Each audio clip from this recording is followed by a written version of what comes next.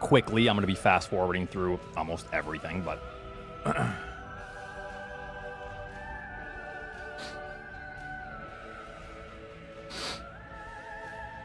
keep in mind that I'm very scatterbrained, and even though I wrote down some of my thoughts, there's definitely things that I miss.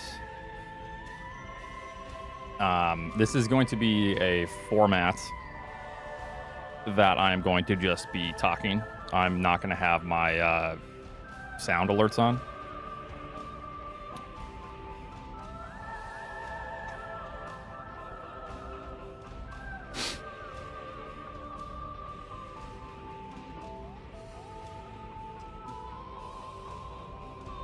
You can do whatever you want, all right?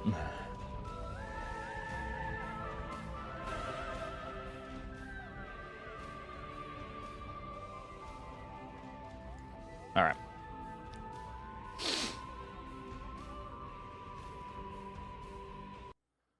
Maybe just prime 1 OST. Very quiet in the background.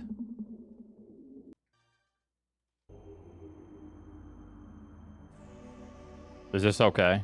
Here, let's get to like a louder.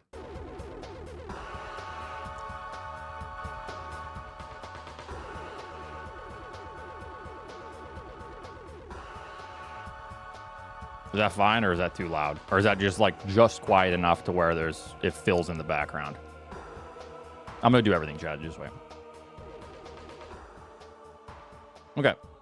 So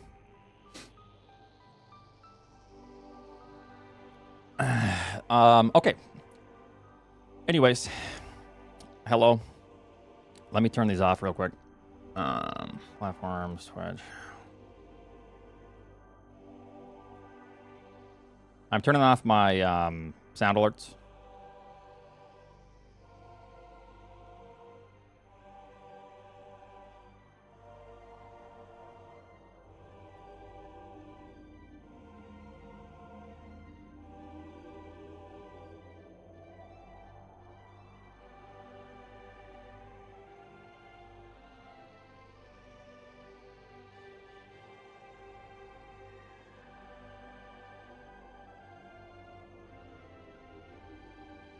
Or maybe I'm not. Hold on.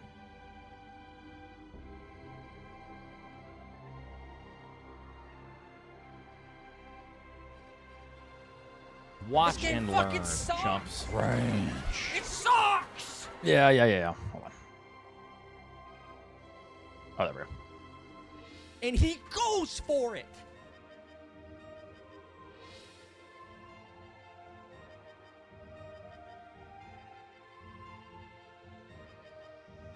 Okay, so anyways, this is my very, scatterbrained review of my gameplay. So now why am I talking about this? Well, because when I first did my playthrough, my first playthrough, I decided to skip 100% and do it on my next playthrough on hard mode. And that all led up to this, which was a funny video. And I put this on Twitter. My 1 out of 4 tweets per year, max, of me just basically falling asleep in the Soul Desert. So this is on my second playthrough, and then we quit right after this, right?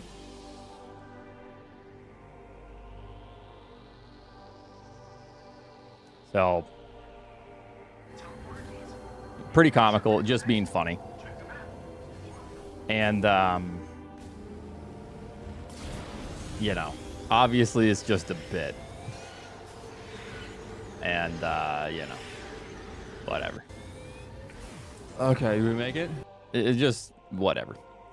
And, there was a lot of, obviously likes, views, and retweets.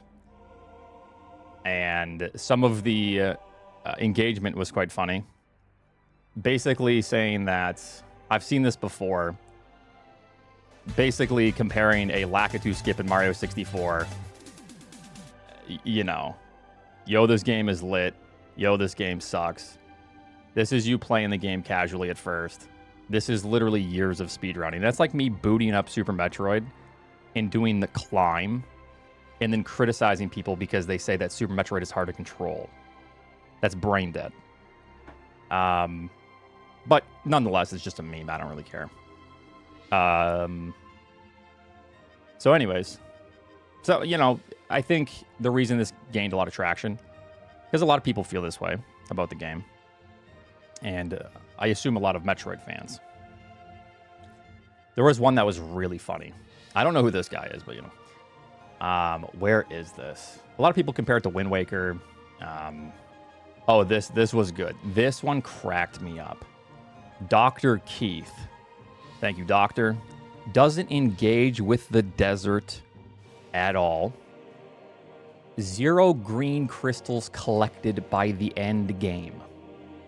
Proceeds to moan, I didn't say anything, about pointless fetch quest at the end of the game. This isn't the end of the game. This is me after I just got through Forge for the first time on hard mode. I already beaten the game. So I'm a little bit disconnected because I'm kind of off most of social media. But I forget that this is how people interact, whether it's a bot or not. But I've seen a lot of this sentiment. Basically saying, you know, he doesn't do anything in the desert. What does he expect? This game's dope.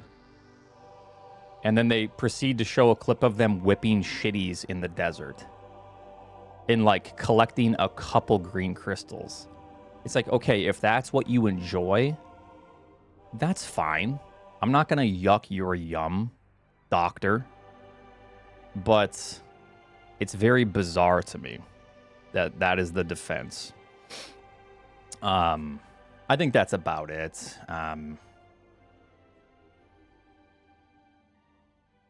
It's really, I mean, a lot of these I don't agree with. You know, we're probably going to see some weird shit here.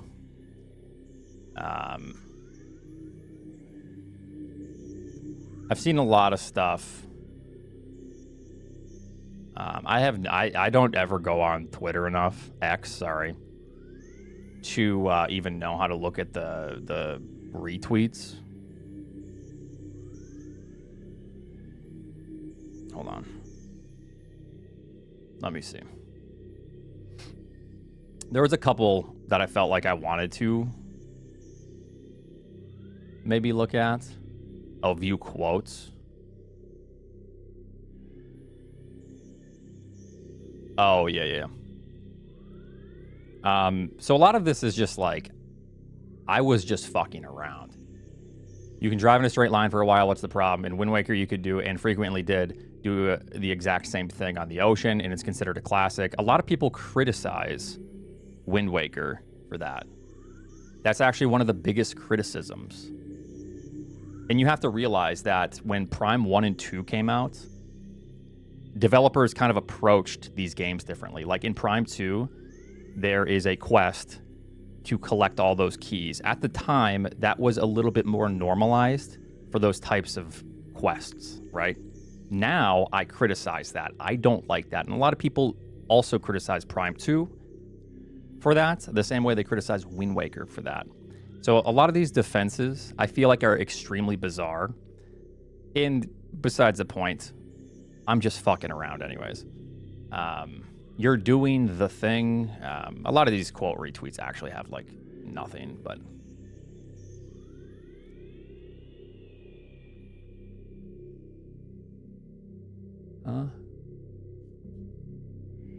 If I haven't looked at these, maybe I shouldn't. These iPad kids would kill themselves on stream if Wind Waker came out today. These iPad kids.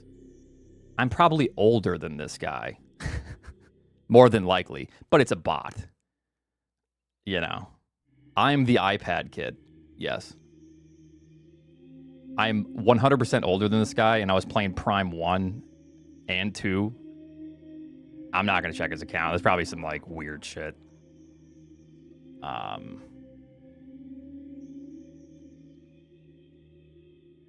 Can we stop pretending that only grifters dislike the game now? Yeah. No, I'm a grifter. I've seen that too.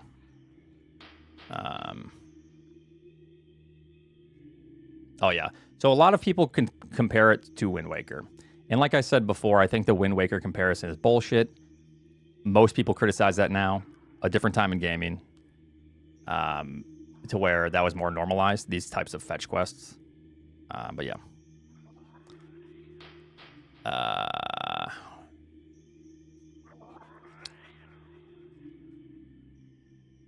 None of you would have survived Wind Waker today. I played Wind Waker growing up. I loved it growing up. However, as time changes, we all grow up. Maybe kids would love Wind Waker now. I don't know. What do you think? Do you think kids would love Wind Waker? I was playing Prime 1 when it came out. And Wind Waker, you know.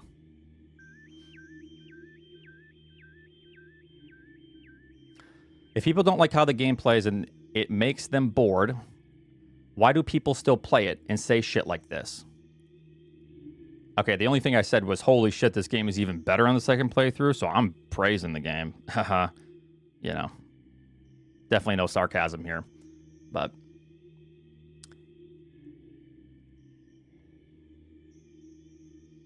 so yeah, this is also bizarre to me.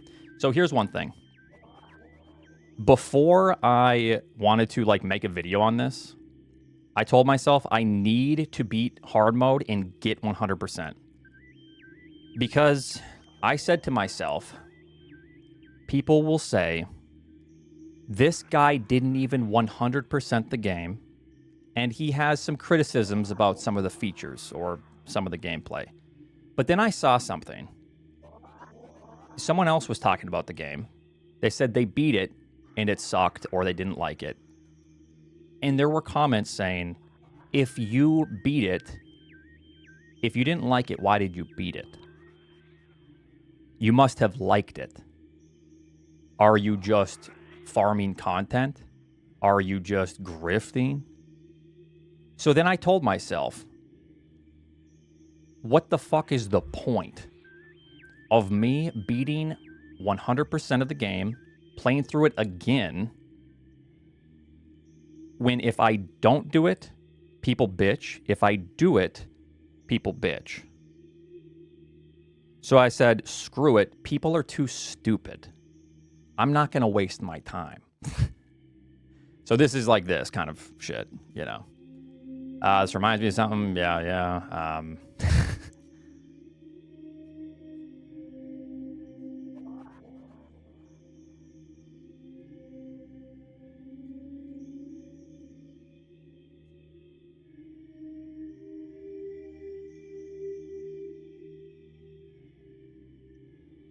So here's the thing, too. People saying I'm afraid. I don't know what that is. I don't know if you guys want to delete that. People are saying I'm afraid to say, oh, I liked the game. You should never be afraid to say, if you liked the game, that's totally cool. I don't care. Why would I give a shit? You know? If you like it, more power to you. That's great. That is your right to like the game. Just as is my right to criticize aspects of the game that I don't like. But one thing I've noticed, since I'm not chronically online, so it's like shocking to me, other than streaming, but you know, you guys don't read like Twitter does, fortunately. I'm willing to allow people to like something. And if they criticize something, that's fine. But it seems like if you dislike something, especially Nintendo, it's a disaster.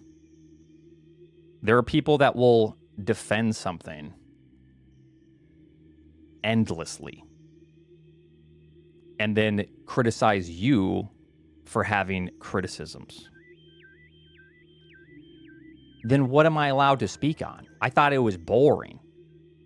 Just like if you think that this is fun, that's fine. If I think it's boring, that's fine. But that's obviously not the way this works for a lot of people. And I'm a huge Metroid fan. It's not a personal attack. I don't know who any of these people are. Oh, that is one other thing, too. I think people take it as a personal attack. I don't know anybody. I don't know who you are. You know? No, I never do, but I haven't seen half of these. But basically, this is just leading up to what I'm going to talk about. This is also something I saw. I am a big Metroid fan, but I do want to express that I don't have, like, a master opinion that everyone should listen to. You know what I mean? Like, I appreciate the flattery, but also there are, like, people that are probably way bigger fans than me, of the Prime series especially, that maybe liked the game. So I don't have, like, an authority on anything. But, yeah. Anyways. So. Ugh. Good thing I have that on. I don't, you know. I don't really care. I don't read too much into this. I find it funny, and I find it content. So that's why we're going through it currently. However, let's get to my review of the game. And I will talk about how I feel about it. And that is all leading up to this. How this is when I stopped playing. Right after this, I stopped playing the game. So.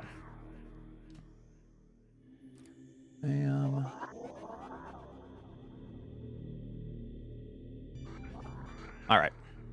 So, this is my kind of unofficial review. Very scatterbrained. I'm going to try my best. But, all right. So, we start the game. Tickle 10 will take care of it. Intro is really cool. I like the intro. Super excited to play, obviously. When we land, I think the opening cutscene was super sick. I loved it a lot. This whole thing, graphics, incredible. The introduction to the game, incredible. The music, incredible. I think the whole opening scene until we get to the Kronos Tower was awesome. I think this was a great introduction because this treated as a tutorial for how we are going to be playing on like the Switch 2 as opposed to a lot of like Prime 3. Prime 3 was the last game, right? So Prime hack excluded. This was great to get you used to the controls, to maybe experiment with the different control types. I think this was really, really well done. Graphics incredible. Yeah. So I have no gripes with the opening cutscene. This loser almost died. Wow. Zero gripes. I think this was great. Basically, I thought this was a really great introduction as well, to go back to the fact that this is a tutorial, essentially. Because you have to get used to locking on and then free aiming, which it shows you before. Basically, this is what I like with a lot of Metroid games. We have this pre-boss tutorial, which shows you how to use the control stick, right, when you're locking on. And then it puts it into action via Abarax, right, the first boss. Very nice. Very well done from a game design perspective.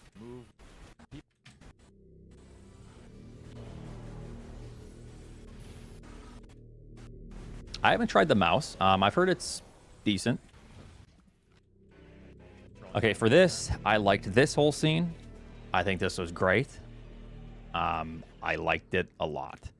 Getting here was really cool. So, I just wrote down that I loved the transition from the intro, essentially the tutorial, to Veros. I actually like this a lot because it's like setting up a cool atmosphere to me. And this is like the tower in the middle of this whole spot. I liked this a lot. It's totally fine. Samus has to lose her powers every single game, right? So if this is how she loses her powers, then that's totally fine. I liked this whole thing. I liked the atmosphere a lot. So like the feel of everything was very ominous. I don't need to go back and talk about anything else. I thought it was totally fine. A great introduction into Veros. Thought the lore was totally fine.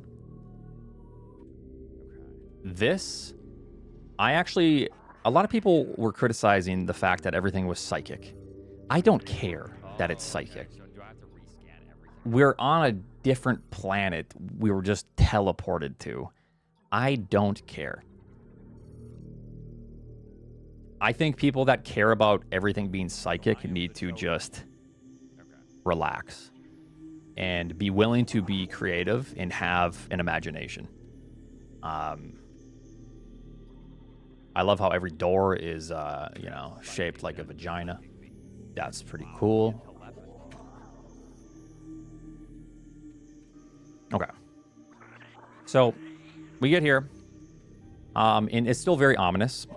Basically, we're told that, we have to find these keys.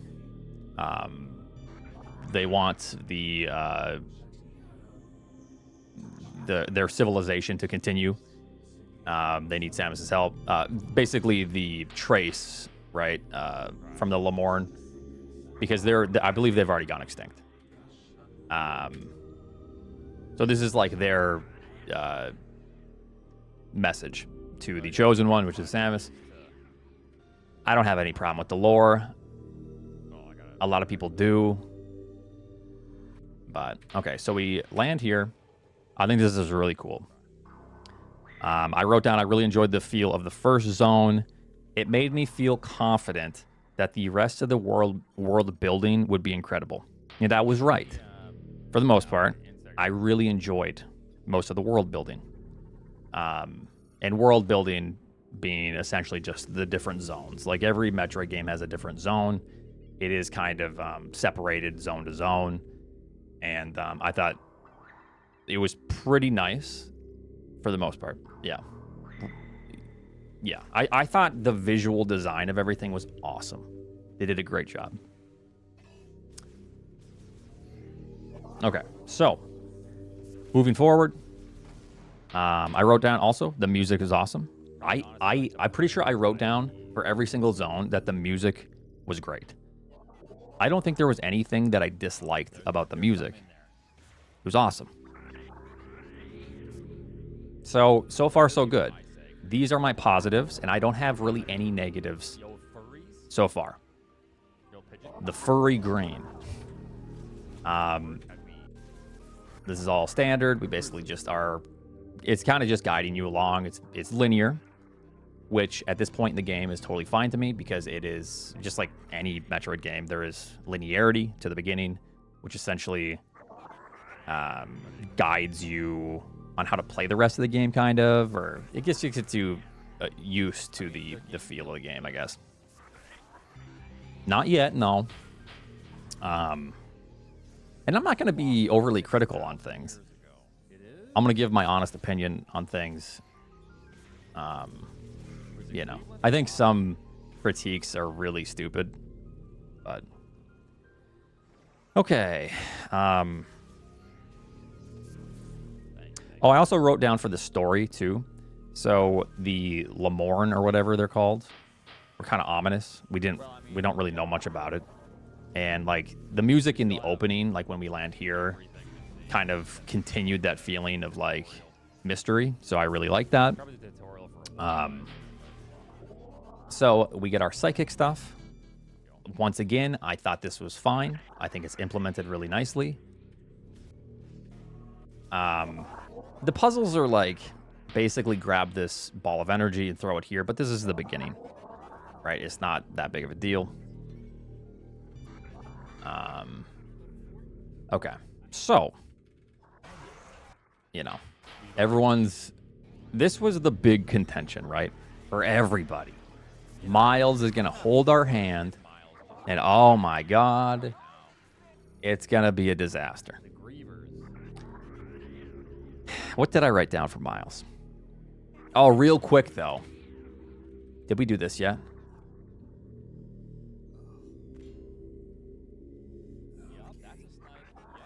Oh, this is probably a different. Let me look here. Sorry, I wrote down. There's a bunch of. Yeah, so I wrote down it wasn't the worst, despite all of our memes. It feels like Miles will eventually give us space as the player to like explore on our own. So I have like high hopes. You know, it's not that big of a deal to me. All right, we save good old Miles. And hold on, I'm probably just gonna fast forward most of this. Not a big deal. We get our missiles. Cool, whatever. We have to guide Miles through this little corridor. And this kind of, for me, I think this is when I was thinking that everything is very linear. However, this is still the beginning of the game. And from what we understood from the trailers, Miles is kind of like a tutorial character. And that's true because we just get to the home base. And then Miles leaves us alone. So, at this point, everything is totally fine. I like it.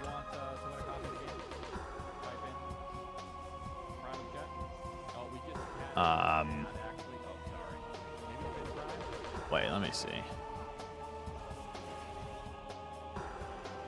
Oh, okay. No, we're good. Yeah. Miles is Yelp. It's funny. Okay. So we go through here. Sorry, trying to keep track of everything. Let me go to the next thing that I had.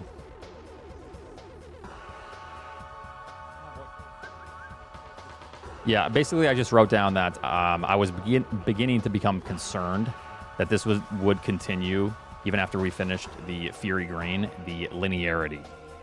I was concerned.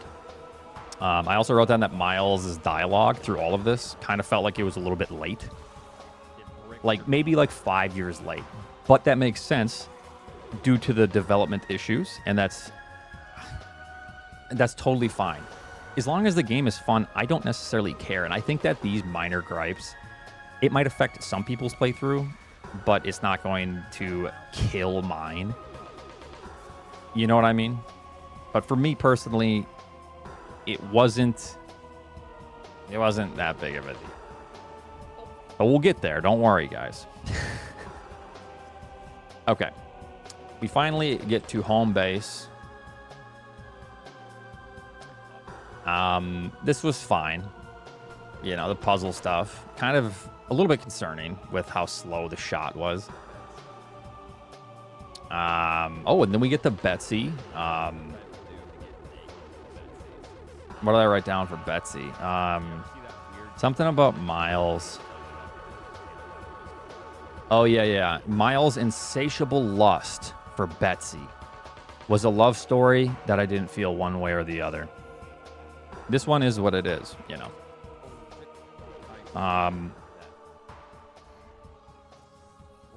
We get the home base. Miles is hoping to get the first base one day with Betsy, but he's getting there. What else did I write down for this zone? And then we can just fast forward to the valley.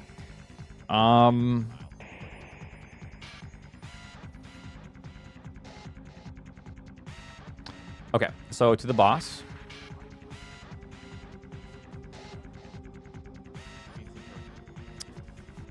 The boss was cool. And the music was good, once again. I don't think I ever complained about the music in this. It was kind of neat and kind of weird sounding.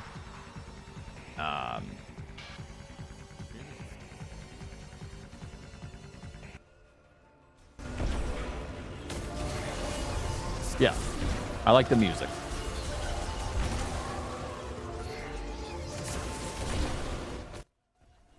Really awesome soundtrack. Okay, this boss is fine. There was a point in this fight I remember thinking, and I probably say it out loud. We have to use this. This, for me, isn't necessarily a bad thing every now and again, but the shot is so slow that it really kills. Nice aim, idiot.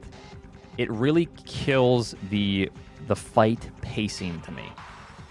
It slows the pace of the fight down to where, like, I don't know. I think they did a great job with making Samus feel like she's moving quickly throughout the world. And it makes the combat pretty fun. I enjoy the combat a lot. I would rate it highly. But then when this is implemented, it slows it down and it kind of makes it feel a little bit sloggy. To me, this is like more of a neutral take. Like, I'm not about to write off the game for this, for the psychic shot. But yeah, for me personally, it slows it down. Okay. So we get done with the fight. We get bombs. Totally fine. I think bombs are neat. We get our first key.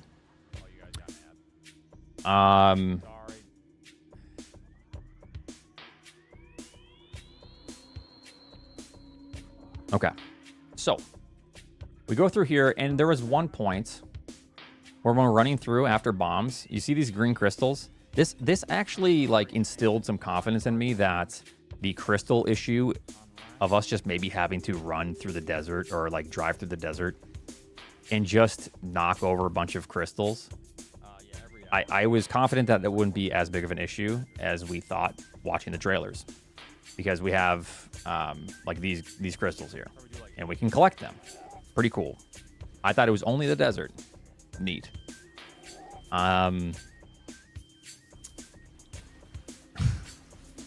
Okay, so from this point, we move forward. Bombs. I can't remember when we get psychic bombs, but I think we get it soon. I think as we're leaving, right? Or no. Maybe we've had it. So I thought this was cool for the most part. Kind of just different implementations of like the psychic ability to like lay a bomb and then use it to like power sources. And then we get to the Soul Valley. I liked the feel of it off of the bike when we first land. There's wind. There's like atmosphere. It sounds like you're isolated. And I'm like, oh, cool. Oh, wait. Miles calls. Okay. And now, like, this, we just get away from Miles. Yeah, and now we'll do Miles is anyway. back. And it just feels a little bit like it took me out of, like, the immersion that they were trying to build, right? Just to be told, like, hey, this thing in front of you, go here. Like, players are smarter than you think. Even if there's, like, a 5-year-old playing this game. Even iPad kids.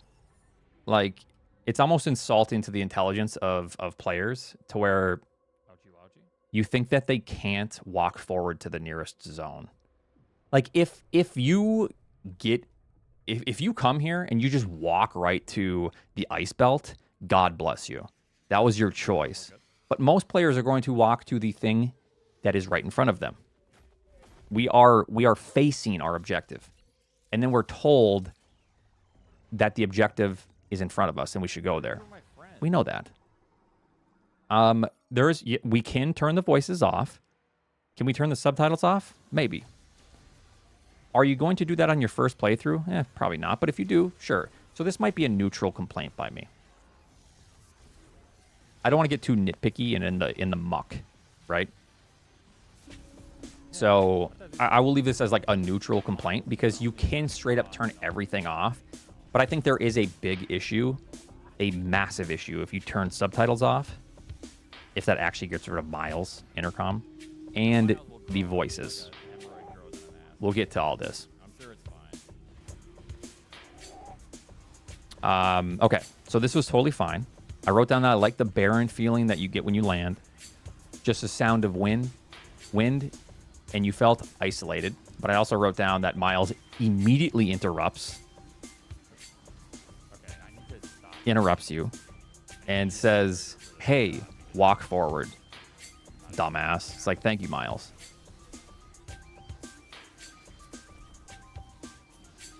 Okay, so from here, I thought the Volt Forge was really cool. I liked the music. No. This is a theme going forward. You're going to hear me say I like the music for everything. I think this was badass. I think the Volt Forge was really cool. I like this zone. And this is the first zone we're pretty much thrown into other than when we land. Okay, so we go through here. Yeah, they absolutely cooked on the music. Like, I give the music and the world building, like, and the gameplay, for the most part, high praise. And now you're thinking, oh, I thought you hated the game. We'll discuss stuff. Don't worry. This is totally fine.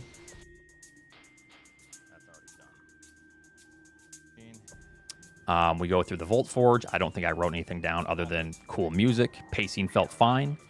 The music is banging once you turn the power on.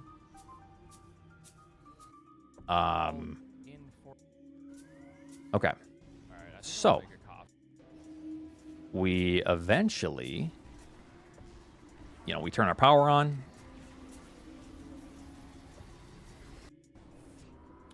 This, I think, was the biggest man for me. And I can't be the only one that felt this way when they were fighting this boss. It felt like a slog. Because you need to try to, hit these things, and it's just kind of tedious. Because if you hit one of these, you only have 3 particles per psychic shot. And it just is kind of awful steering this. We can probably turn the sensitivity up. Once again, I'm not going to be too critical because some of this stuff, gaming issue, skill issue. Look at this guy. He sucks. So, this is more neutral takes from me. But I am slightly concerned at the, speed and feel of this during battle. And now it's becoming, a little bit more awful feeling. Yeah, that was cinema. Ooh, shit. Nice. Okay, so.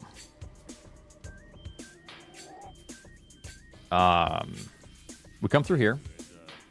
Did we already get the Viola suit? Yeah. So we got the suit. Oh, we've already done all this anyway, so this is fine.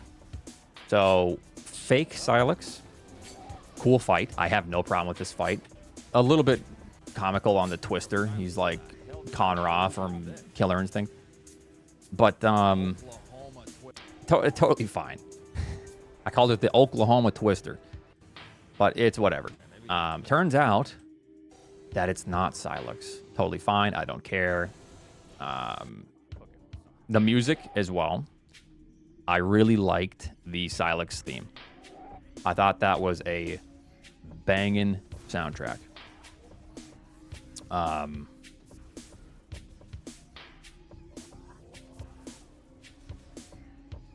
A fun fact, you can wait to the balls to get close to the enemy and use charge shot. No need to use psychic shot.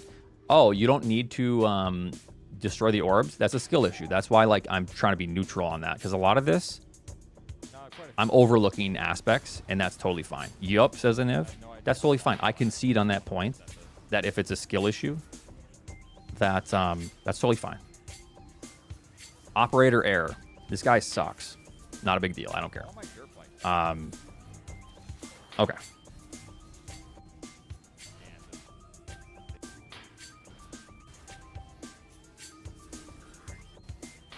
I will talk about this story, but I'm just trying to follow my notes. This next part felt kind of funny and bad when we get... So I try to leave, right? And I'm sure we all try to leave. But we can't leave yet because there is an item that we need, and we need the key. But in order to get the key, we have to go to the Volt Forge DMV. The fact that this tutorial is mandatory feels kind of rough to me. I don't mind a crash course. That's because you didn't read enough. Okay, I was going to ask you guys, is there a way not to do this? Am I... Or you're saying it's my fault that I tried to leave. That doesn't matter. I don't care that I tried to leave. Sure, that I'm not criticizing the fact that, oh, this dumbass Oatsngoats tried to leave. You know, that's not a point deduction or a point increase on how I feel about the game. You know. So I really dislike this tutorial. It was mandatory. It was the only thing I believe that we could do. And it once again felt like it wasn't allowing the players just to jump into the fun. We had to do this Tron-style course. Some people might like this and think it's really cool. The first playthrough, I will say that the first playthrough... I felt okay doing this. It wasn't bad. But we'll get there. Okay, so we do all this. It's kind of tedious. But whatever. Yeah, it's a cool introduction into the bike. However, I think it would have been nice to been able to explore the features of the bike ourselves. You know, instead of doing this very long 3-course track. But at least we got to put on our helmet. So,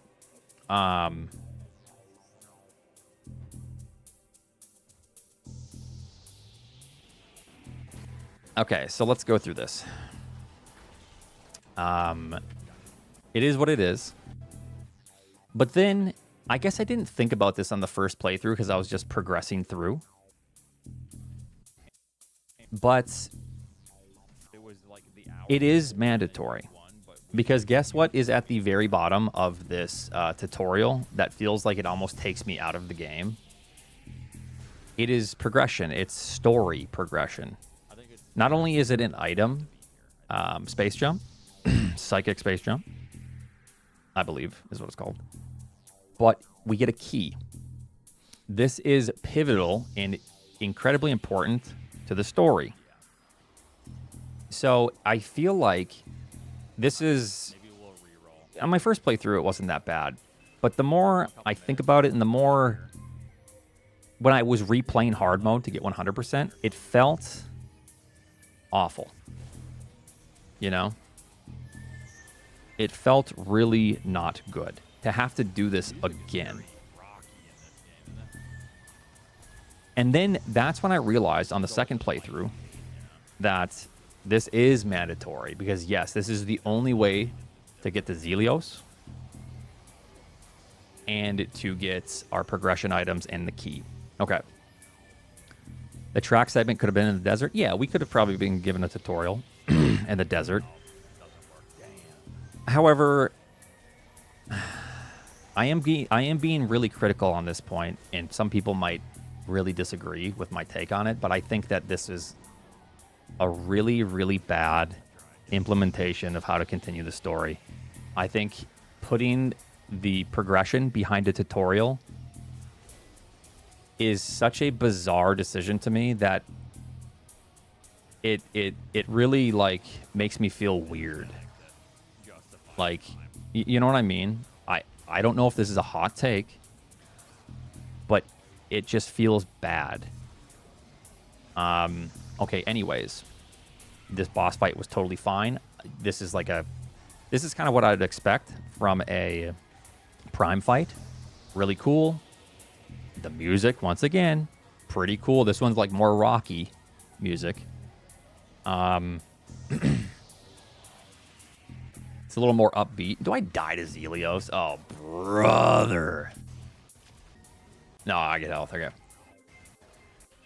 Okay. Yeah. I know, Albert. So we get this. We get space jump, and I believe we gain the ability to activate like platforms and stuff. This is fine. We leave. Leave the test circuit. Get our key, and then we are back to. We need a double jump to escape. Nice going. And then we leave the Vault Forge. Okay, so once we leave here, I then. This is when. Let me pull up my notes.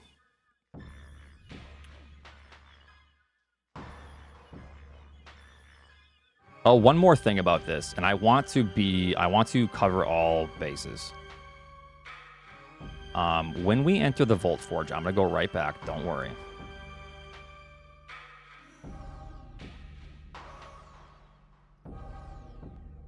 This to me was like really not good feeling, and we talked about this.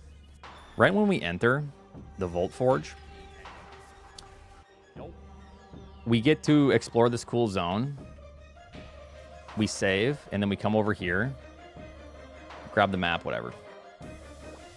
And then Miles, Samus, you copy. Finally, I got through. The lightning storm was playing tricks on my comms. Looks like you've acquired the map to the facility. Let's take a peek. So then it auto forces you to open the map again. To reach the next tower, you'll need to open the big door in this room. Okay, we just looked at everything. We can figure this out ourselves. Most of your players probably have an IQ above 70, I'd hope. Without power, you won't be able to unlock it. Okay. Good news is the generator is right here. I'm going to mark it for you so you don't need to explore for yourself. Since there's only one way you can go, but I'm going to tell you where it is anyways. We're already in the elevator. He tells us where the elevator is. I'm already in the fucking elevator, man. I don't know if you could hear me saying that. Would you like to hear that again? Okay, that's whatever. And then, oh, and don't forget to stop by the save station. This is like just breaking the fourth wall. I don't know. It just feels bad. It feels really, really bad. And once again, if there are Metroid fans, they're like, I love this. Okay. But this is really, really poorly implemented.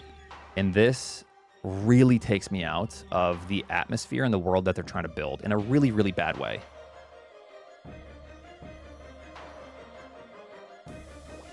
Okay.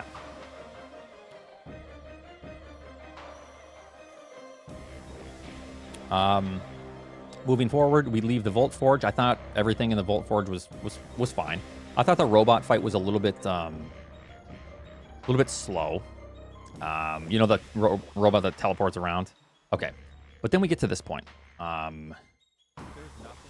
Okay, so we're leaving the Vault Forge, and I still feel fine about the game. The atmosphere is really cool, and this is like our first time. We got our bike. We're going into the desert, and we're in the hub, the desert hub, with the different zones that we can explore. And let's watch. And see when it pops up. So.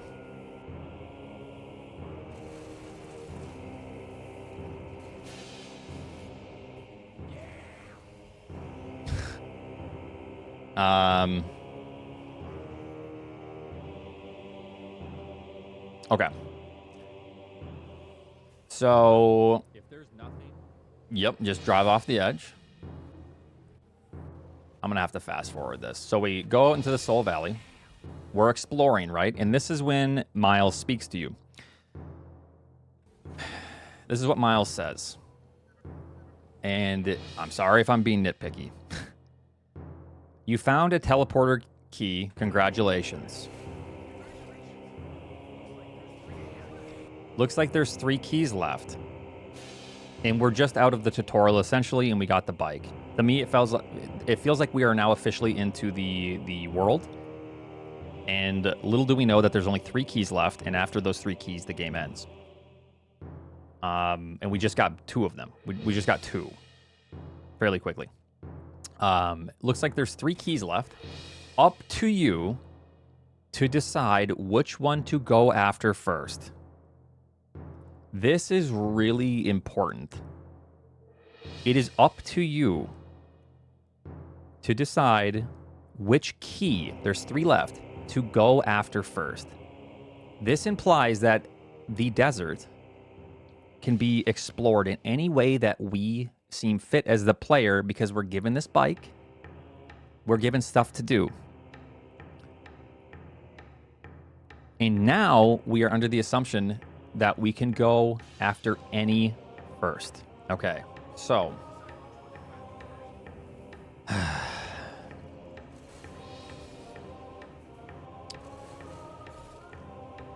Okay. Also, the first time we enter the Soul Valley, it's nice to have the silence, right? We're not on the bike. It's building a very cool atmosphere for me. The wind, whatever, we're walking to the Volt Forge. Cool, I like it. The second time, when we actually get our bike and we're told that we get to explore in any way that we want. So most of us, we're going to crisscross, we're going to zigzag, we're going to go from place to place. This is really cool. Let's see what there is. There is no music, okay? There is nothing. We still have that silence, that built up an atmosphere. Nice going, dumbass. That persists.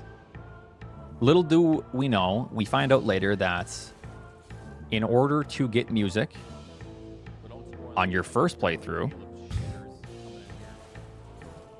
is you have to buy the amiibo, okay? It's a $30 thing, and you get to pick whatever soundtrack you like in the desert. Okay.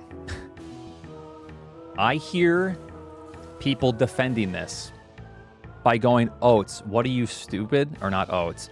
But when people bring this up, I have heard the defense that this is a lie. I'm debunking this. You can actually unlock the music when you 100% the game. Okay, so let's break this down, shall we? The first time that we play the game, we have to traverse the most, correct? It is the most. Objectively, because we don't know where anything is the first playthrough. It's going to take the longest, more than likely. Now, if you 100% the game, that implies that you're going to have explored all of the desert. Then on the next playthrough, you get to have a radio, which was given to people that bought the amiibo on the first playthrough. But on the second playthrough, you get to explore the desert, which you've already explored in its entirety to get 100%. You get to explore the desert again and find nothing, but this time with the music. This is such a bad argument to me that it is egregious that people defend it in this way, saying that this feature, this game feature, music, in one of the more tedious parts of the game, is unlockable to you, therefore it's okay that it's paywalled. This is such a terrible thing. Anyone that defends this, this is disgusting. This is egregious. You need to be lobotomized if you haven't already been, because you have a take like this. This is insane. And the more that you try to defend this as a Nintendo fan, as any fan of any franchise, the more that it will become normalized. You then are the problem. You have tried to normalize this by defending a franchise that you like, and I like. I love the Metroid franchise. You defend it to such a degree that it becomes normalized. This makes me so angry. This is why I'm critical of this game and why I'm starting to get into the muck of it. Because I really, really like Metroid. And for people saying like he's farming content and clout, being critical, it is far more in my interest to act like I love the game. It is far more monetarily in my interest to try to milk this game for months and months. But I can't because I don't necessarily like the game in a lot of aspects. It's sad to me. I want to like the game. It is not in my interest to be critical of this game. It is not in my interest to dislike it. Okay? So that's the music.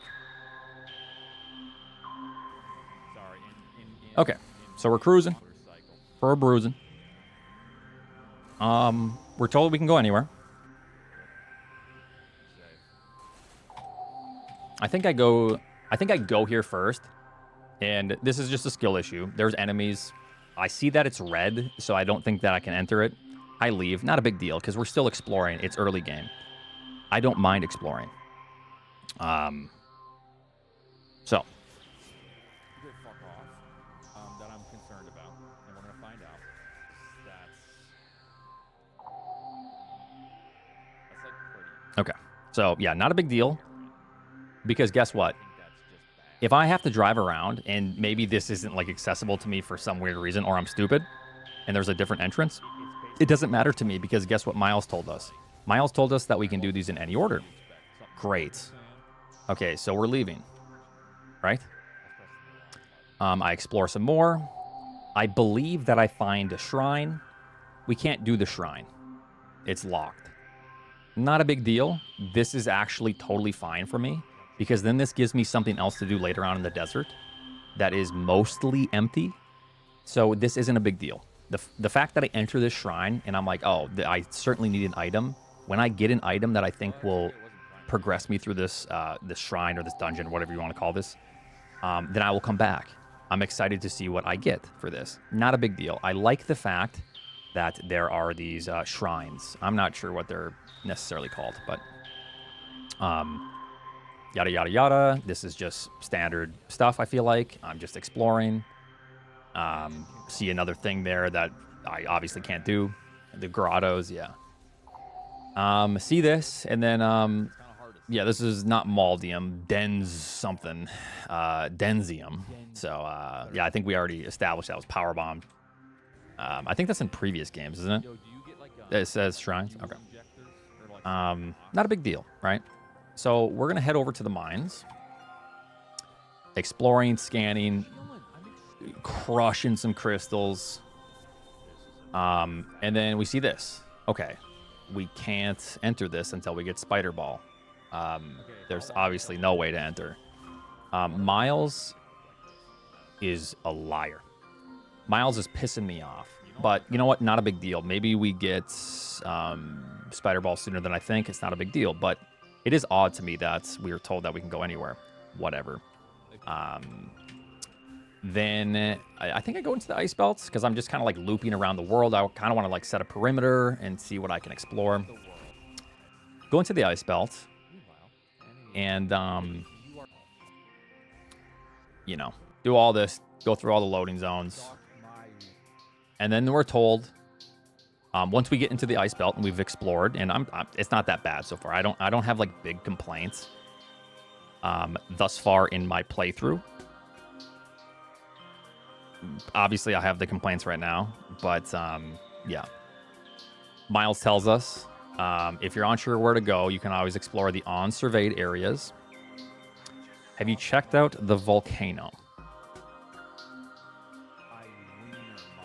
I was there, but I'll go back there eventually. But I can go here, right? Doesn't matter. Miles is now contradicting himself, essentially, because the game is now saying, "Hey, you got to go to the volcano." I know I said you can get these in any order you'd like, but you should really go check out the volcano. Okay, which is fine because maybe there's like a big progression item, whatever. I mean, at this point, I don't understand like how linear the game is, but it becomes more apparent. Let me see where I'm at in my notes. Yeah, it would be nice. Can you turn it off? Can you turn off dialogue? I said Miles 23 minutes ago says that it's up to us as players to decide which teleporter key to go to first. Now he was guiding us to the volcano. After being blocked from progression in the ice belt, not a big deal overall. We explored the desert more and find another shrine, which we can't do. Still not a big deal, since it's fun to remember those locations and do them later. After driving through the desert in silence for 5 more minutes, we enter the volcano. So we will go there. Okay, so we get to the volcano. I don't think I need to rewind. It's totally fine. I think it's good so far. I think the flare pool is cool. I like the music. I like the look. The game looks incredible. I'm excited. Let's go here. Silex says, nah, you ain't going through here. Not a big deal. Just progressing the story.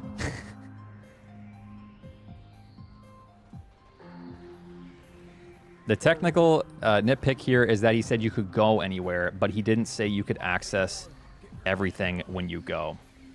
That is, that sounds like a Twitter defense. And I understand, like, you're not saying, like, you believe that as a defense. But that is a terrible defense, and it really is just insulting the intelligence of the players. Truly. And if you go, well, it's actually the smart ones that look at the, you know, what the words truly mean. It didn't say you could access the teleporter keys. What exactly was the quote?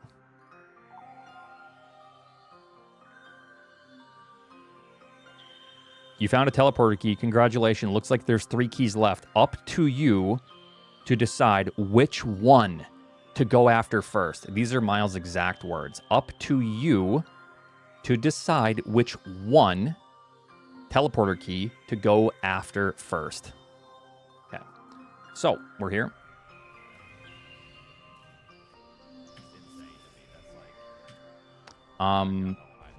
We clearly get blocked. That's hot, dumbass. Turn around. Okay, so it blocks our progression from entering, but there's more to do. It guides us over here to the fire chip, I believe, is what we're going to next. Okay, so we get the fire chip. And let's just fast forward. I grab that. I ride through the desert a little bit more. Where are we at? Okay, then it's fairly quick to get back to home base. We just take our 1.5 minutes of loading zones. And we get the fire weapon. Okay.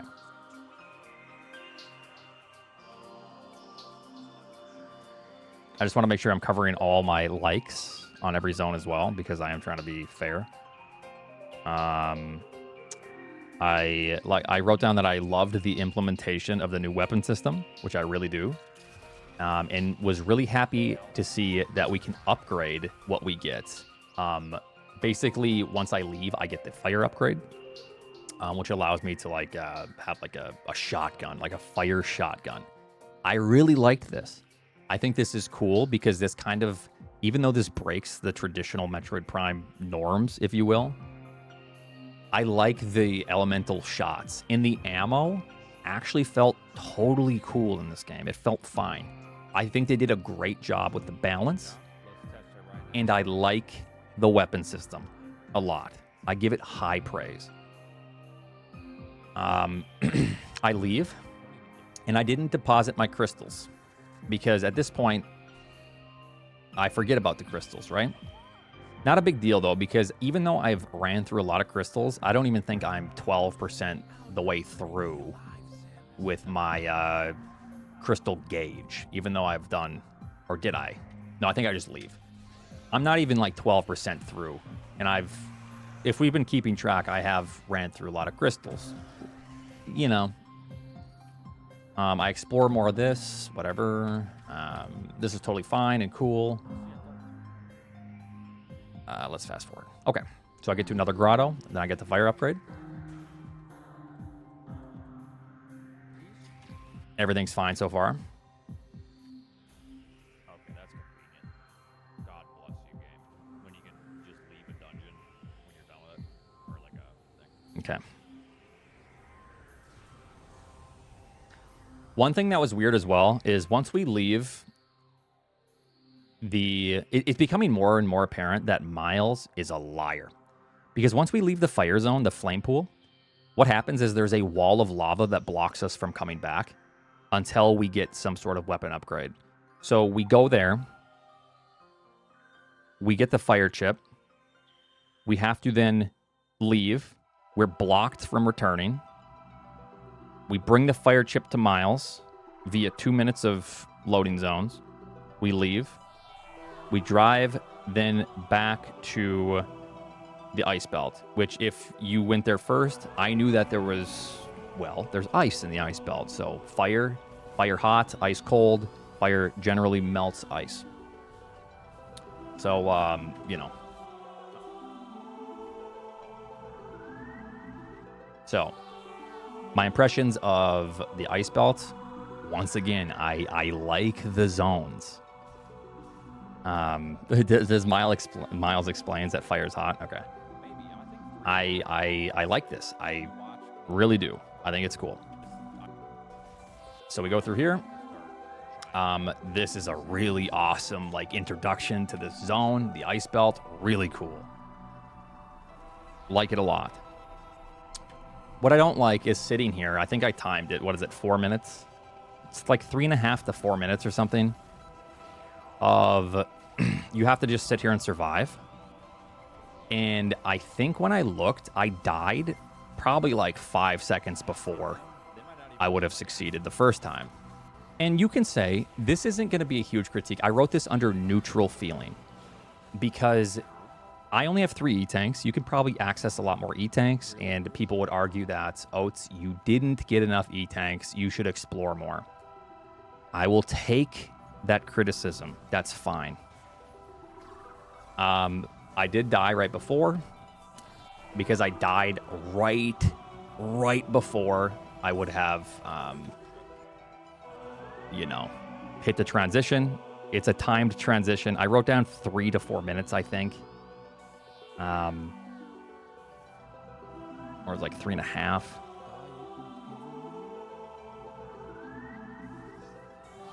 Where is that? 1 second.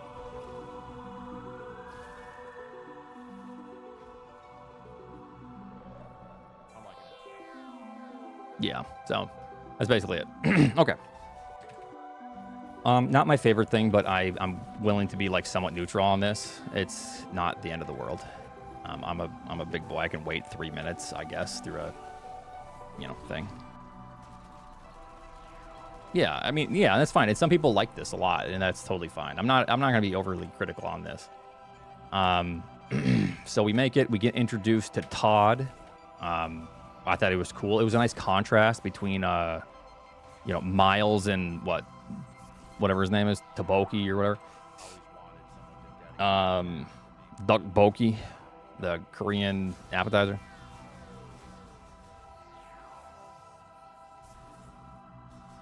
Let's see here. Okay.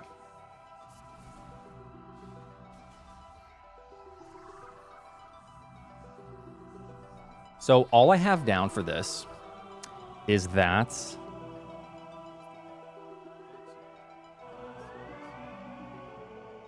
awesome zone, good atmosphere, good music. Once you turn the power on, it's really cool. It's bumping. Catoss, I think. Cool boss. Totally fine with it. Okay, so let's fast forward. This was pretty annoying, and I have heard other players say this as well, that the TK codes have no discernible scan difference from every other scan in this zone. So you are almost essentially forced to scan 100% even boxes at this point because everything is green. This felt pretty bad. However, let me reiterate something, or let me, clarify. I was up for almost 24 hours at this point. So I wrote down that I'm willing to say that I skill issued because I was up for a very long time. I think I wrote this under neutral as well. Yeah, I think that's pretty much it. Not the end of the world. I'm not going to sit here and talk massive shit. It did feel pretty sluggish, though, and it made me feel better after the fact hearing players also say the same thing, that it was a weird development choice that didn't feel great. But it is what it is. So let's fast forward 15 hours after I find the codes. I believe I get the... Okay. Turn the power on. At some point, yeah, power's on. Pretty cool. I liked when you turn the power on. Music was cool. I liked it. I liked this zone a lot. We then fight Catoss. Like I said, I have no problem with the bosses and the music. I think it's totally fine. I like it a lot. So, this is the end of this. I then am on my next day. Oh, I have to move my thing. Sorry. How long was that moved for? Oops. Sorry. Okay. So let's continue. We're getting through this pretty nicely. So. I don't like the double. Is there a reason that we have to load into a single? Oh, I didn't like that either. It's like a load into a load. Might be like more to that. You heard me. Okay, so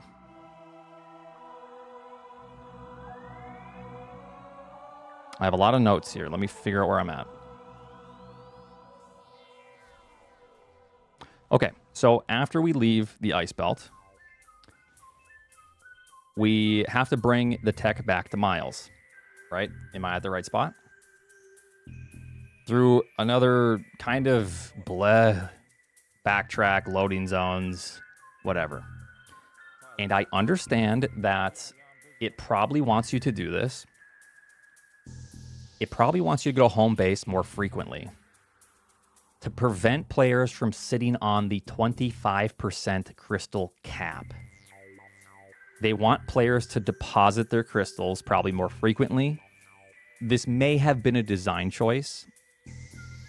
It feels pretty awful to have to double back. Here's the thing, though. Backtracking is fine. I play 2D Metroids. People often greatly criticize Metroidvanias, even myself sometimes, in Super Metroid for having to get something and then go back. It feels kind of worse in this because of the desert, and I believe I did time this. The loading zones just in and out, just the loading zones is about 2 minutes. Oh, it's 2 minutes? What are you, an iPad kid? Not the end of the world. But when you're doing this 15 times, it doesn't feel good, okay? I wrote that this, to me, is bad since it seems like a forced way to play the game with a design choice that they intentionally made. It didn't need to be the design choice, but it was, after all, the final design. I personally dislike this. If you like it, totally cool. I'm not going to be mad at you for liking it.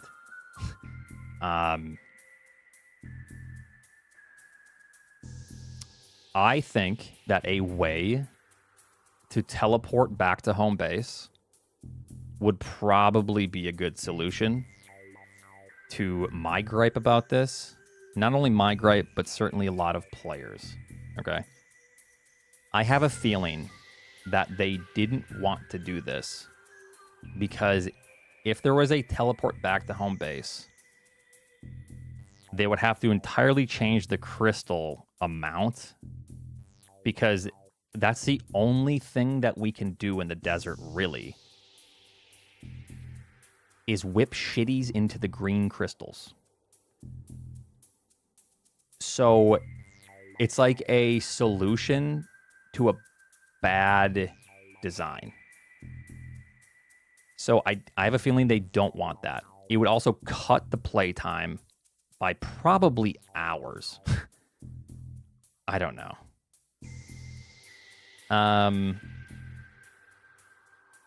But yeah. And if people say, I want to drive through the desert. Oh, it's a desert after all. What are you, stupid? Deserts have sand.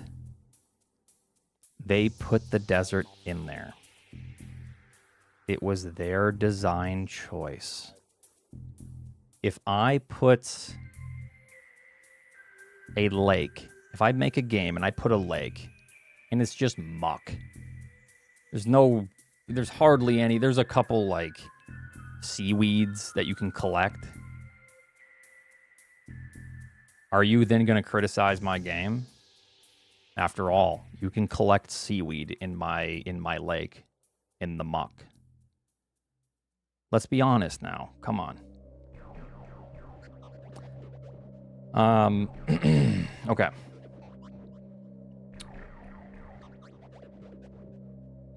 But yeah, if there's more to do in the desert from zone to home base, then it wouldn't be as bad. But there isn't as much to do. But there isn't much to do at all unless running into crystals is your form of fun. Not knocking you. But once again, the tedious crystal farming was a design choice. So we get our upgrade and leave. Let's see here.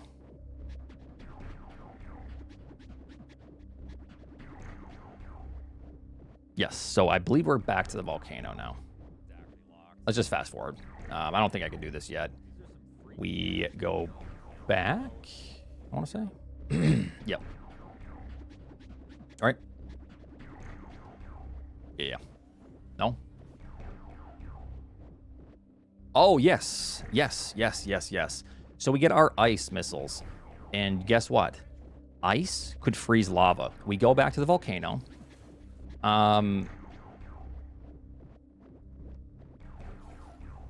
But let's see here. Was this after the volcano? Oh, yeah. So this is after the volcano. Yep. After we realize we can't continue. Then Miles says, hey, you kind of made it through the flame pool, but we're going to need you to leave that and now go to the forge. We need to upgrade your bike at the shop. Okay, so we go upgrade our bike. Let's see here. Upgrade our bike. Yada, yada, yada. Go back to the flame pool.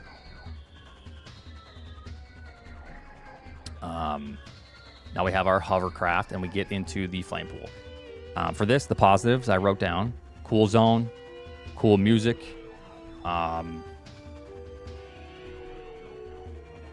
wrote down under neutral that I think that... basically, I just felt neutral about the character introductions. They didn't bother me that much. I know, you know, they bothered some people, but yeah, they didn't bother me. Armstrong was, I understand, not everyone's cup of tea, whatever. I'm not going to let that ruin the game for me, okay? I'm not going to let Armstrong ruin the game. If Armstrong is annoying, that's totally fine. I can enjoy a game that has an annoying character, right? Not a big deal. I can overlook things like that if the gameplay is fun. Okay.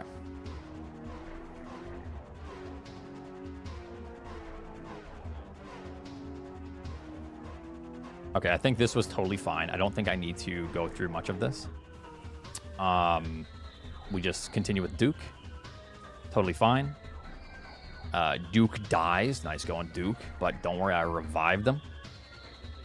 We're going to Armstrong. Everyone disliked Armstrong. I mean, yeah, a little cringy, but I don't really care too much. At the end of the day, I think we all memed on her, but whatever. I don't care. Go through this. I think the progression... I think at this point in my playthrough, I realized that the progression is incredibly linear. Not yet, Eddie. There's really no way to leave the path that the game intends. And creatively, as a player, that feels kind of crap. This was my favorite boss. I wrote down my favorite boss in the entire game. However, I kind of disliked this part of the fight. It felt a little bit clunky, as in it's kind of just weird to sit here and control the bike and then try to lock on to these things. It just felt separated from the rest of the fight. But like I said, I think this is my favorite boss fight overall. I really liked this phase. Yeah. It just feels like a Metroid Prime fight, right? Like, a lot of people might not like this style of combat and say, oh, there's so many better games like Devil May Cry combat or whatever. This feels like Prime combat. And I like this a lot. I think it was a really cool boss. I think I died because skill issue. Do it again.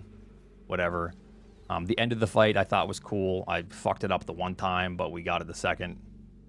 You shoot the thing down the throat to end the fight. Cool. I like it. Okay.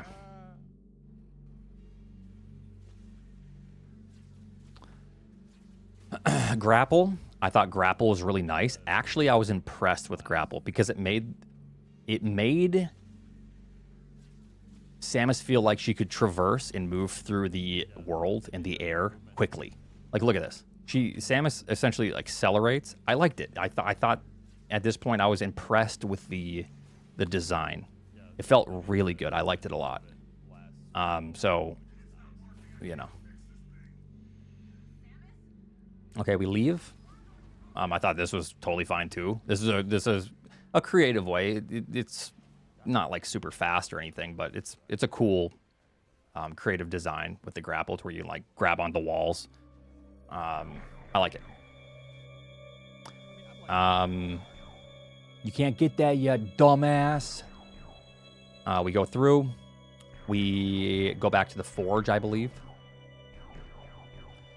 And I think this is where we get the thunder chip.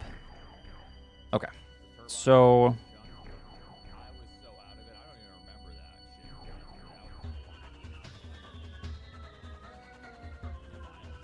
let's see here. Where are my... okay, so basically I just wrote down for this, the revisit is, I liked the fake Silex fight. I thought the grapple was really cool here. The way we can, like, cling onto walls. I liked it. It was really cool. I think this was a creative way to go about a boss fight, which obviously hasn't been done in any other Prime game, so. Yeah, very cool. I died once, but I only have 4 E-tanks at this point because... remember, I'm replaying 100%, and I'm just trying to naturally go through the game because I'm replaying the game on hard mode, is what I told myself. Okay. Whoops. I did not mean to skip that much forward. Where am I at? Where the hell was I? That. Okay, so we get the Thunder Chip, and I'm on my way back to... Miles. He's going to upgrade us. God bless you, Miles. I do some puzzles. I leave. Whatever. We're just going through the game now. This doesn't even need to be talked about, but I'm just trying to get to the points where I had notes. Get some upgrades. Cool.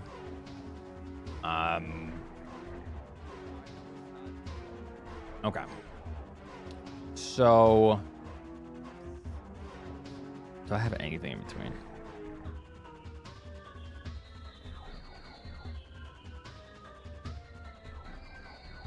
Oh, basically, I wrote down that in between this, I did upgrade with the crystals. I was really happy to see that the crystals had some really cool use, because it seemed like to me that the charge shot that we had, the beam shot, was our main weapon. Like, we weren't ever going to get a different beam, right? And that they were trying to emphasize the elemental missile ammo system, which I am totally cool with.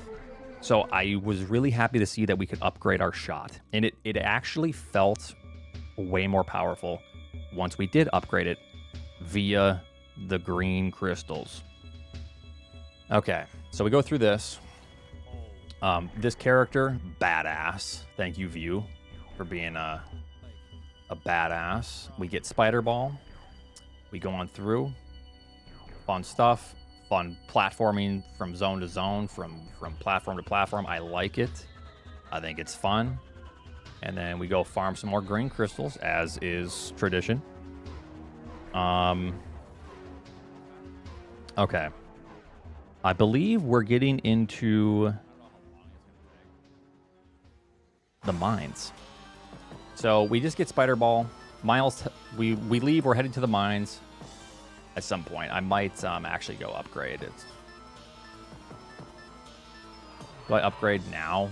I might upgrade now, but or not. Miles says, "Hey, dumbass, go to the mines." So we're going to the mines once we got Spider Ball. And this, what did I write down? Let me read this. I wrote down that the story feels very forced now at this point. Which makes it feel void of actual exploration possibilities and gameplay. Because, like, this massive, like, dramatic cutscene happens, and it's like, there was no other way of entering the mines. Like, you had to get Spider Ball, this cutscene begins. Like, it's all very forced. The psychic void. And, okay. We enter.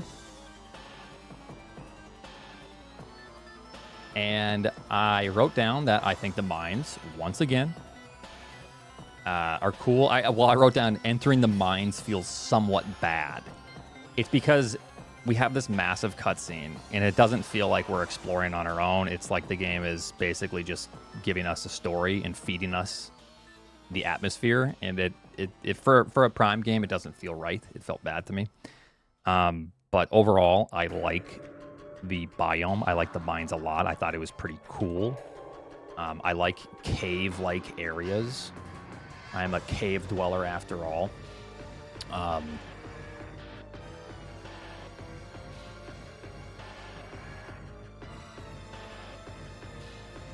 Okay. So, progress through. Yada, yada, yada. Not a big deal. This now, everything feels so linear. There's only like a couple of rooms. I don't know how many rooms there were. But we enter the mines, we get to this big room. We figure out the big room, how to continue, and then we're just put into more cutscenes. There's really not a lot of gameplay going on. It feels bad now to me. And it's basically just like quick time, not quick time, but it's like, okay, do this. Okay, now we have another cutscene. All right, you're going to do this now. Now we have another cutscene. Okay, now we have the Grievers. So now at this point, it's like we're babysitting Armstrong and Duke via waves of enemies. Ugh, I don't like this. If you do, more power to you. I don't. Not good feeling for me. Yeah, so basically we just have to keep them alive. Not bad to some people, but as a fan of most other Metroid games, it felt odd and it felt forced. Then we get to this. So, oh, Duke died. It was my fault after all. So we do this again, whatever. And then we get to this cutscene. We dig. The Grievers have been coming through the walls the entire time. the entire time, they're introduced to us via coming through the mine walls. And we go into the hole.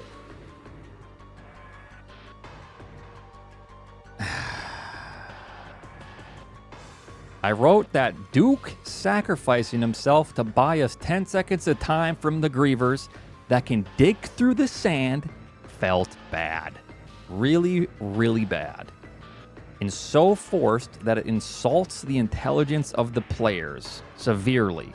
It is implied that he was overpowered by the Grievers. There were simply too many to count. I think I counted like 7 here. One jumps, and it's a scream. Oof. Okay. Darn. He was overpowered by the Grievers. There was too many to count, and he was retiring tomorrow. Thank you, Sarge, for your service and for your sacrifice. God bless you, and God bless the Federation. Actually, just kidding, Sarge. I timed it 1.5 minutes later. 1.5 minutes later of just kind of standard traversal, the Grievers reappear. Damn, Sarge. You sure bought us time. It feels bad. I hate the artificial sacrifices when it's a dumb sacrifice. It is implied that he is overpowered by the Grievers. And at least he did something nice before he retired. But yeah, his sacrifice was pretty much in vain because immediately after the Grievers just reappeared, they're like, what the hell's going on? We just dig. We'll be there in a minute. It felt really weird. Thank you for slowing them down slightly, sir. Okay, so basically cutscene after cutscene later, we have to defend... No, we get a little bit of gameplay here. Come on, Oats. Okay, we get here, and then it's cutscenes. We have to defend Armstrong. We already defended Duke and Armstrong, but now it's time to defend Armstrong.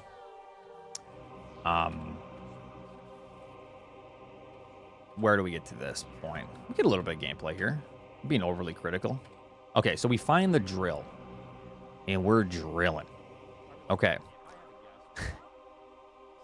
Now it's just another babysitting thing to where Armstrong is getting cooked. She is drilling, and she can't defend herself because she's too busy drilling. And her hands are clearly glued to this thing. Gonna run you down. They are super glued to this steering wheel. Because she can't let go. She starts to die. Her health starts ticking. Armstrong, defend yourself. You are not glued to the steering wheel. Unless she is. Eventually, Armstrong gets through. And it just all feels bad. Okay? It just feels bad. And there's more Grievers that are coming through the walls because that's what they do. They dig. They're going to find you anywhere. Anywhere that you go, they're going to find you. And guess what she says? We're like, oh no, there's too many to count. She tells Samus to leave. She starts up her diesel drill engine. She'll keep them occupied. She salutes one last time. God bless you. God bless the Federation. She could have just jumped over. And then, listen. And with you, soldier. She's dead. Oh my God, what a screech. She sacrifices herself after Duke sacrificed himself for nothing. We just went through, we saw that the Grievers will find you wherever you go, and she decides to do the same thing that Duke just did. Even though the Grievers found us a minute later. I just don't get it, okay? But, Oats, dude, did you even play the game? Do you know what's coming, stupid idiot? Yeah, we'll get there. Okay. I was really pissed writing this. I said... This is what I wrote down. Cutscene after cutscene later, we have to defend Armstrong because she is busy drilling and her hands are super glued to the wheel. She gets through and she tells Samus to go through while she shoots maybe a couple more. Samus continues and Armstrong is about to come until she sees 2, maybe 3 Grievers. I don't know. There's too many to count. They're coming through the dirt. She says they'll just keep chasing us down and tells Samus to leave. Well, she starts up her diesel engine drill, salutes Samus, and collapses the tunnel. When she is no longer visible, she lets out a brutal scream. There's no way that she survived this. There was too many to count after all, and to think, tomorrow is her retirement and her birthday, and her kid's birthday, who is also retiring from the toddler school of the Galactic Federation Academy. Okay, so after the fight... kind of knew that they were the... let's see here. Introduce a character and then have them... So, we fight the boss. The boss, this was probably like my least favorite boss. But some people really hated this boss coming up. I didn't mind it that bad. I don't know. There's worse bosses. Hold on. I'm letting me out. One second. You are my beautiful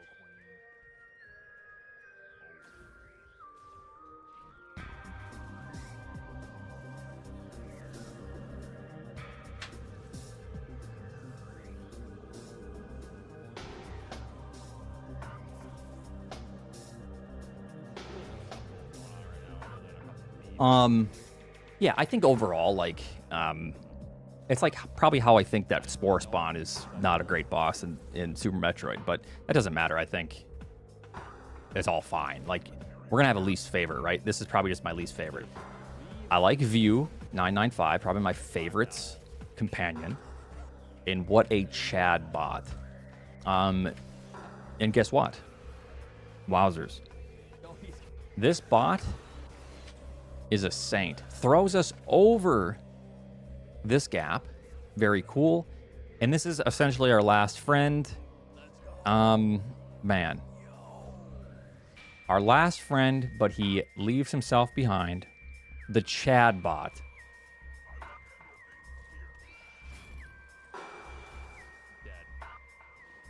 Everyone's dying. And just doing what he does. Damn. Okay, this is the only death I Dead, right? There's just too many. Too many to count. 2, maybe 3, maybe even 4. But that bot is toast. Gone. You don't even see it in the...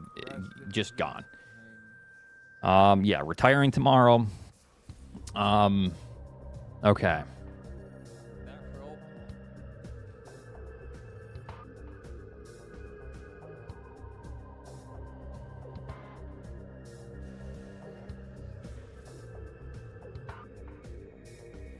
All right, so we go fight the boss. Like I said, probably my least favorite boss. Not a big deal, though. I liked this zone a lot when we actually had some space to breathe and actually look at stuff. I think this is really, really beautiful. Best looking game, you know, not the best looking game, but like incredible. I've said this like a million times. I think they did such a good job with the design of this game. And I like the combat. So, we fight the Omega Griever. Didn't mind the fight. I think I died once because I suck, not a real gamer. But my fault. I could have got more E-tanks, but I'm saving the 100% playthrough for this, or the 100%ing for the second playthrough in hard mode. God bless. We get power bombs. We continue through. It's kind of nice to see this stuff. It's kind of nice. I don't mind it. Some people probably dislike the fact that the robot kind of gives you locations. It's you know, other apes. whatever. But I don't care. You're playing this again? Oh, milking content. 6 feet under. Shut the hell up, dude. Okay, so we get here. We're leaving. So it's just the theme of the game. I'm not. Don't worry, we'll play map randos after this. I'm almost done with my review of this. You know, another one of these things. But I'm trying to do my best. okay, another. Okay, so what do you know? We're leaving, and look who it is. Our friends. Through everything that they just went through, they survived. And now it... now it feels really bad. Because it was so forced that they died. They had to, like, try their best to convince you that they didn't survive. So at this point, I was actually coming up with some crackpot theories that Silex, you know how Silex was like posing as like the robots, or the robots were posing as Silex? I had to come up with some conclusion. I was like, okay, these are robots. These are fakes. I like, in my brain, it was turning, and I was like, there's no way, because they try so hard to convince you that they're dying. But here they are.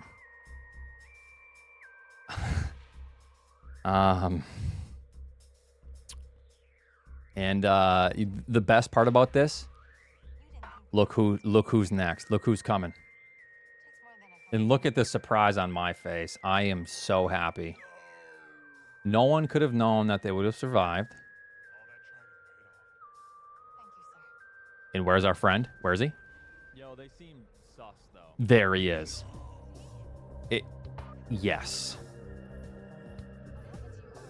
Everyone gets to retire after all. I am just so happy. Anyways, nitpicky.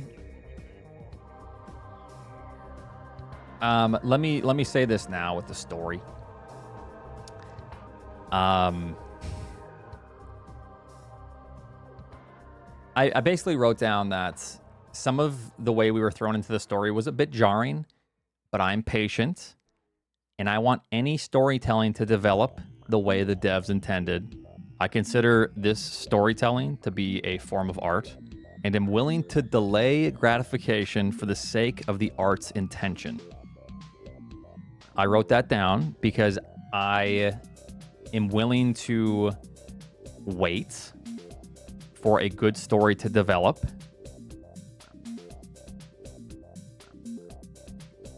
I just think that some of the stuff in between kind of sucks. That's all. Okay. I think this whole thing was just really, really weird. But I want to make it clear that I'm not a huge hater on the lore of the game overall. I just dislike the way they did this. Ugh.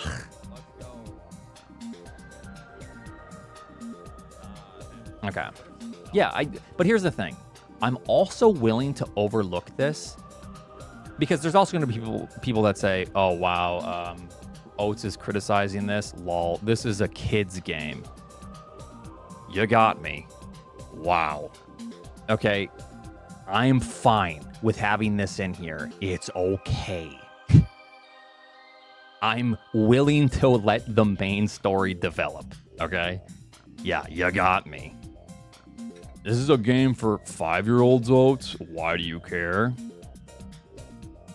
Okay, so at this point I was like, yo, something's up. They're robots. They're robots.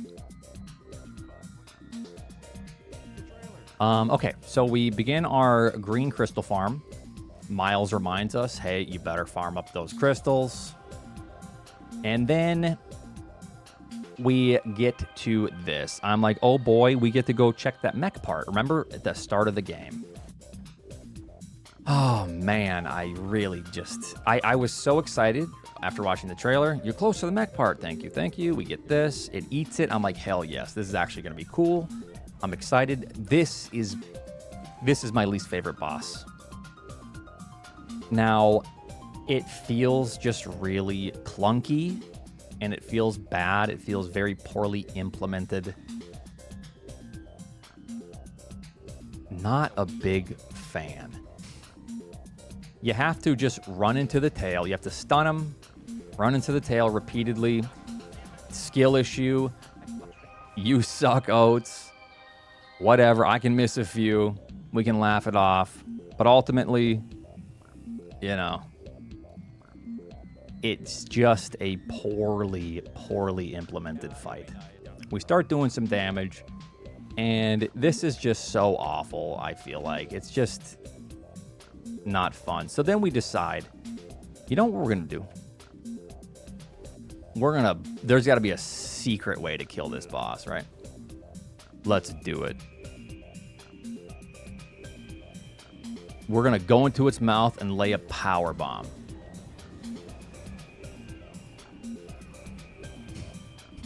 Little funny thing here.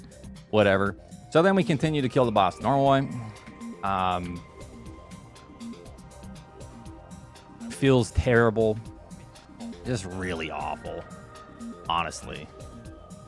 Kind of a cool way to end the fight. And then, great job, Samus. Now if there's only a way to bring it back to base camp.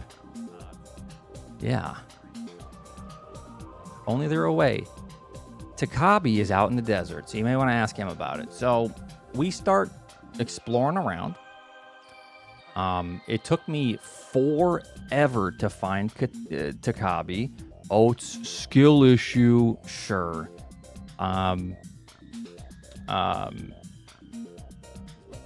Yeah, so we can't move it. We have to find Todd, I wrote. After what felt like hours. At this point in writing this Google Doc, I was not happy. We find him. Let me see where I ended the game. Oh, I end the game. So I try to take a couple hour nap. We explore another shrine, and then here we are at the end. This is when I was on the front page briefly. We continue our playthrough. We continue finding crystals, maybe doing some shrines. Totally fine. Where is Takabi? We find Takabi. There he is, the smoke. He's smoking it up. And you know what he gives us? Hell yes, the teleporter chip. I can teleport now. I'm getting really tired of traversing through nothing. Yo, all I'm saying is, I actually like the voice actor here. forget Miles. I bet this guy's got a trousers thing. Wait, what did you just say? What did I just say? Yo, all I'm saying is, forget Miles. I bet this guy's got a trouser snake. Huh? We continue.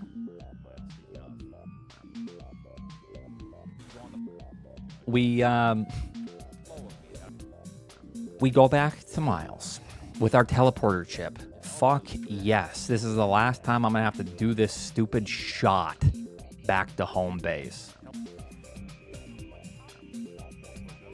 Hell yes, Miles. Send us home, buddy. And what do we get?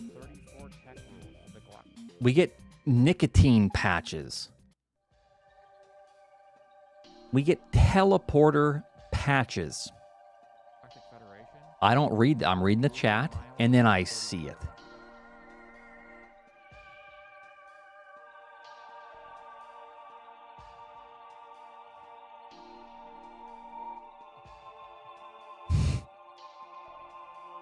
Anyways, we continue our playthrough. It just didn't feel good at this point. Okay, so we continue our playthrough. We're almost done with the crystals. And then Hell yes. You know what? At least we get something. Wait, no, I didn't even get anything for this one. We already got... That's what it is. We already received our psychic shot. That, to me, is really annoying. The second ability with the green crystals, you have the ability, right? Is it the second or the last? You get the ability. It should be this one coming up. Or the last one. To move your psychic shot faster. Call me crazy. I think because the game implements it, that it should just give it to you. And you might argue, Oats, you should have been depositing crystals sooner. I've been running through crystals through the desert, traversing. I should come up with a compilation of all of my desert traversal in this game and put out a video, just the desert traversal. I have been running through crystals, collecting crystals. It's not like you can just farm them and then get the shot upgrade quickly. It didn't take me long to do. Albert, you are a god gamer. God bless you. But if I come up with a compilation, you will see how much I'm actually collecting through the desert. It just, to me, and this is, some people might disagree, it feels bad. And if you like this kind of gaming, that's fine. I'm not going to knock you for it. Advocate for more of this. As a Metroid fan, a big Metroid fan, they tried something and it didn't work. And moving forward, if they continue this trilogy and turn this into a trilogy, I think it would be really cool from my perspective and probably many others to avoid some of the things that have been critiqued moving forward. Now, I'm not the purveyor of game development when it comes to Metroid Primes. I have no final say. It's just my opinion. So there's a line in between. Okay.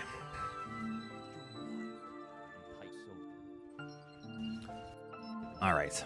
So from this point, we got to go put the patches on the mech parts. We get the mech parts. This wasn't that bad. I compare this to essentially some of the Endgame fetch quest stuff in the other games. This is essentially Prime 2 keys, but this is actually better than Prime 2 key hunting, I think. In my opinion, now this is a hot take that a lot of people will disagree with me, because I didn't like the Prime 2 key hunting. This felt at least just easier for us to progress, because we already knew where a lot of the mech parts were. Like, it didn't feel that bad. I didn't like Prime 2 keys. This wasn't all that bad to me. I personally think that they should have made the desert smaller and put these little bases in the zones. So it would have been easier to traverse from zone to zone. And we could have found these like we found in the flame pool.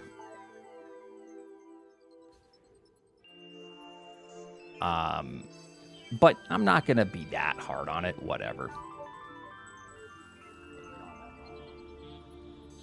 No, yeah, I won't be offended. Okay. So we're going for the mech parts, flame pool. I thought this was cool. This boss was also cool. No complaints. Had fun with it. We then are crystal hunting for the final stuff. We have to go deposit our crystals. We have to then go through these cutscenes, come back, collect more crystals, deposit more crystals via more cutscenes, and then we get our melon suit. Oh wait, no. This. Is this it? What a poop upgrade. This felt so bad. We get poop in between a mandatory crystal farm. This is so trash. And you say, Oats, but dude, those big rocks that you have to powerbomb, they don't come back. Those are unique. Guess what you get when you fill up your gauge all the way through blue? You only need to 25% on the blue, I believe, to get the melon suit. You get nothing. If you fill it 100% of the way, nothing. They're everywhere. Who gives a goddamn?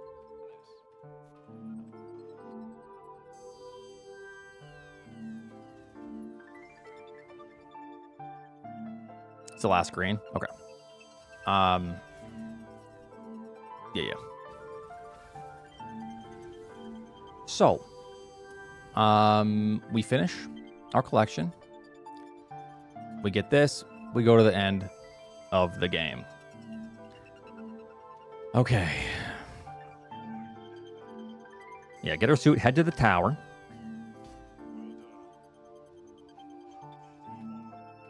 Betsy was about to retire. Wait, no. Oh, yeah. Yeah, we see the death of Betsy. This is tragic. This is really tragic for Miles. This was his baby who was retiring tomorrow. The end of a love story. Single-use bot. Okay, so we go to the end of the game with all of our friends, which I'm not going to be that critical on. Whatever. We're in this together after all. Blasting Miles. Up here. And this looks great, though. I do like that. I do like a lot of these cutscenes.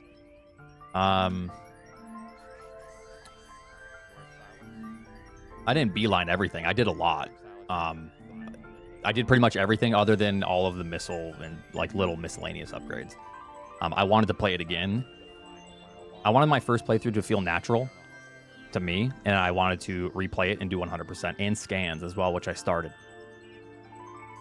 Okay, so we do this. Totally fine. My only gripe with this, a lot of people were not happy with Silex. Well, his backstory is kind of weird, but I thought the fight was okay. I didn't mind it. The music, once again, good. I didn't like the fact that we have to babysit everyone. However, it's only through one phase. I might die one time. Let's see here. Do I die? Man, this guy sucks if he dies. Oh, no. Get good. No, I don't think I die. So we get through. We go through the Earthworm Gym style. It's pretty cool. This is pretty neat. I don't mind this. Not my favorite end boss, but it is what it is. I think I die here once because I suck. We do that again, but then we get back through. Not a big deal. Get through the game. Pretty much it. Okay, so this is about the end of my review of this game, essentially. It is a little bit weird. I feel like it's a forced, like, your friends have to be with you at the end because it's the ultimate sacrifice. What they do is they block Silex at the end. Silex comes back, is clearly going to be continuing to pursue Samus throughout the games if they do continue more games. Overall, it's like, it's cool and nice. Miles is trying to override it. And bam.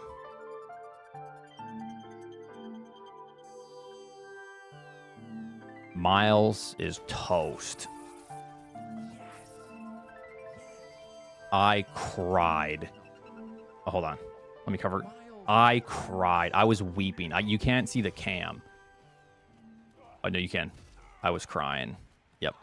But, so they sacrifice themselves. whatever. This is like my least. I don't care to like critique the story that much. It's when the story gets involved with the gameplay, which is pretty much everywhere. God bless you, Miles. Oh man, that kind of looks like Caleb. If Miles had orange hair, and this is it. The last face that we see is Miles, because Samus, we don't see her face. And bam. Okay, so I assumed that since I didn't 100% it, yeah.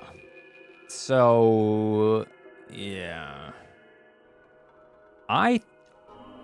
people were like complaining about this. I'm totally fine with this. I think it's neat. I think it's cool. She teleports to this place. The whole point was they're trying to extend their life essentially via another tree. And this was their way of doing it, was planting this. Already making a sequel. It's obvious. You know. It's whatever. I don't mind the story. The Samus also looks very good. So yeah, we continue our hard playthrough, and basically, long story short, I'm feeling kind of just nasty having to do all of these again. Miles gaslighting us. Oh God, this fucking asshole. And after this is where we see our clip that we started this with that got people very, very upset. Bam. So.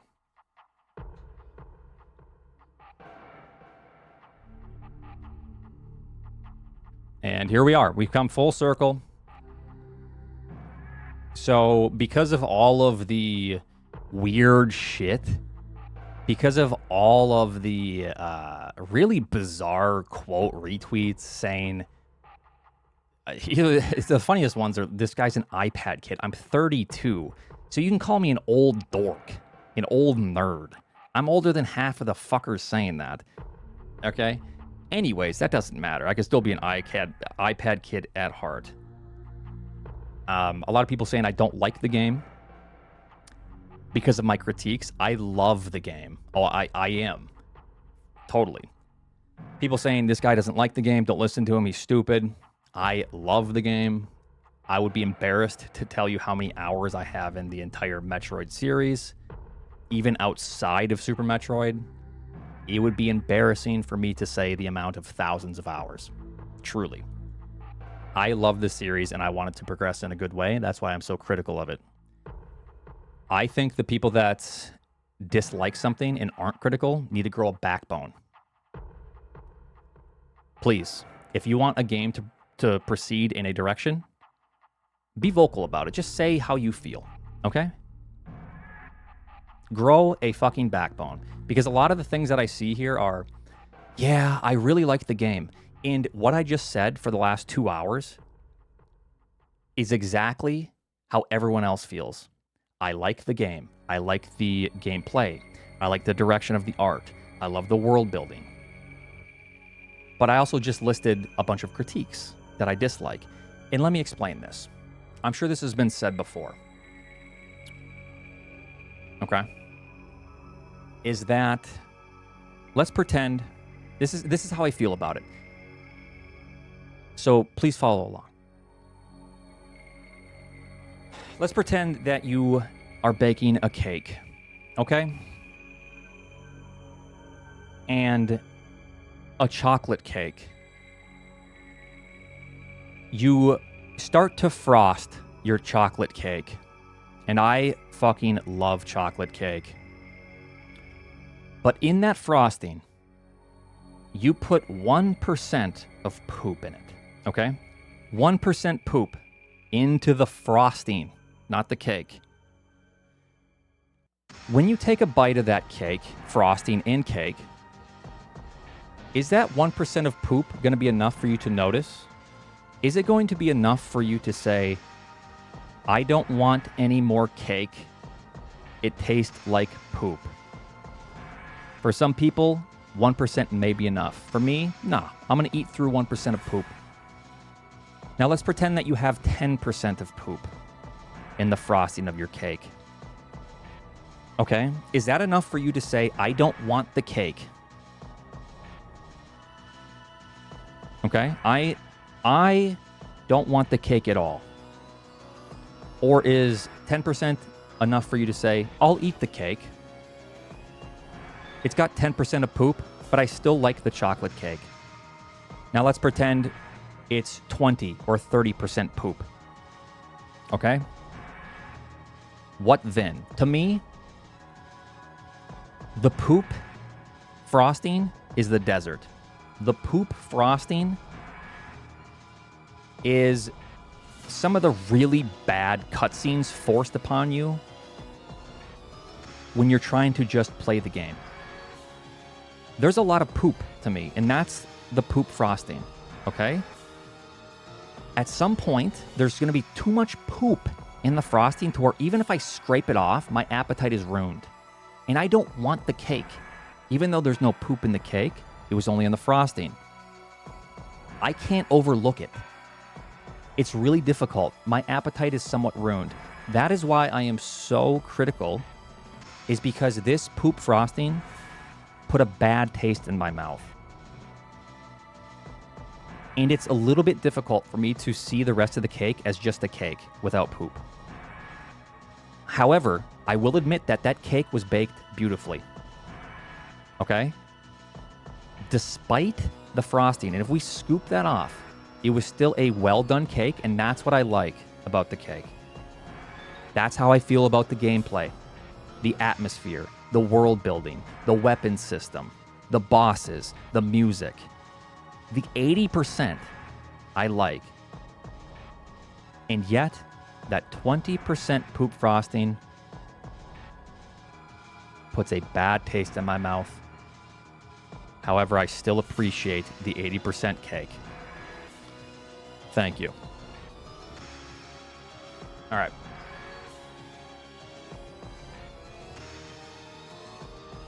JC and Case, thanks for the 67 months. 3 cheers for poop frosting. The final score, honestly, I can't even give a final score. I don't know. I hate the numbers because, like, some people will say, oh, he gave it an 80 because of the poop frosting analogy. But it's so hard. I feel like it just varies. I don't know, a 5, a 6, maybe somewhere in there. It's hard for me to say because of that. Maybe someday I'll wake up and I'll be like, maybe it's a 7. Maybe someday I'll wake up and be like, no, that's a 4. It's only because it's really hard to just overlook the poop frosting, right, guys? So I can't give a number. I just hope people understand that I love the franchise, and my critiques are my critiques, and I think that if you have critiques as well and you can overlook them, good for you. That's the 10% poop. You can tolerate the 10% poop frosting. However, the 10 to 20% poop frosting is too much for me. I can't eat the cake. I'm not a hater. Like I said before, to finish this off, it is in my best interest to like this game and pretend that I like this game. Trust me. So when people say that I am just doing this for clout, it saddens me. I actually was so sad. I talked to Raquel about this, and I was like disappointed. I was like, the game isn't fun enough to like replay. I was sad. Genuinely, it makes me sound like I'm stupid, or like I'm overthinking it. But genuinely, I wanted this game to be just better, you know? So it does hurt. I'm a big fan. And that's all I have to say. So I will go back and try to be a completionist at some point, but I need a little bit of space, okay? I just need a little bit of time. I will go back and 100% the game in its entirety. All right, that is my review. Thank you. All right. So let's do this.